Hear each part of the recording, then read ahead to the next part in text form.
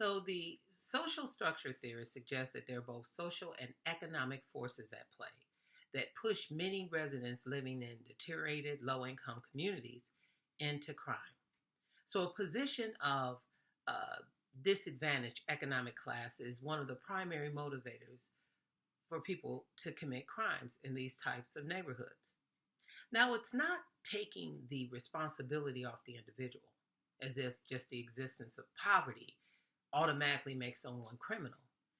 But when there's a lack of opportunity and there's a lack of access to resources, oftentimes people will do whatever is necessary to survive. Do you expect them to sit at home and just starve to death so they can be good, law abiding citizens? It's not how the world works. So when people have a disadvantaged economic status, then crime is always an option to get money, to meet that economic need they may have. So today's theory, or today's lecture, is going to focus on theories that connect poverty and crime. So social forces that contribute to crime are numerous, and I have a few of them on your slide. And as I glance this way, it's just me kind of making sure I cover all of the points.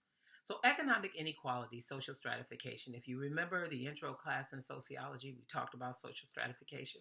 As a matter of fact, for my intro class this week, I went through that theory in detail.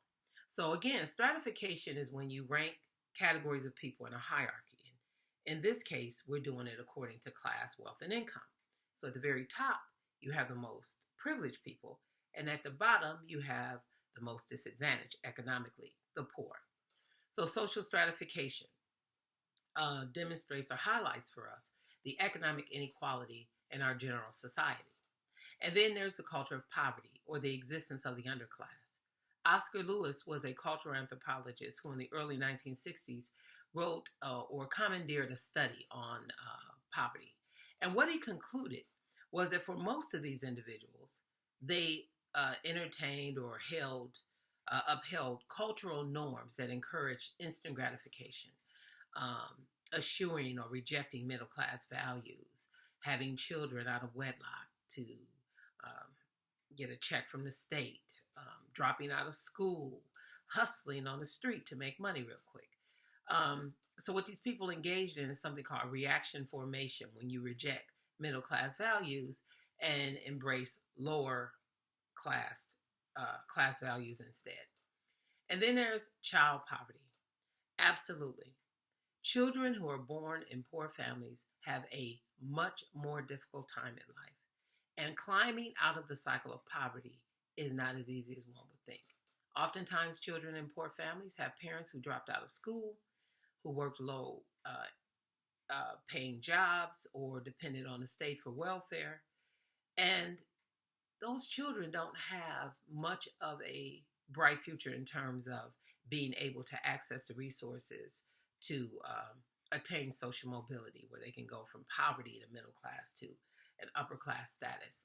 So child poverty does impact life chances and long-term development, just not physically, but also mentally. If we look at what's happening with children living in the city of Flint, those children that have consumed poisonous water that's poisoned with lead. Right now, they're showing that 10,000 of those children had lead levels that are extremely high, and they're already starting to see some of the decompensation when it comes to their ability to read and understand and comprehend and engage in their schoolwork. So absolutely, child poverty exposes children to factors that can also lead to an early segue into criminality.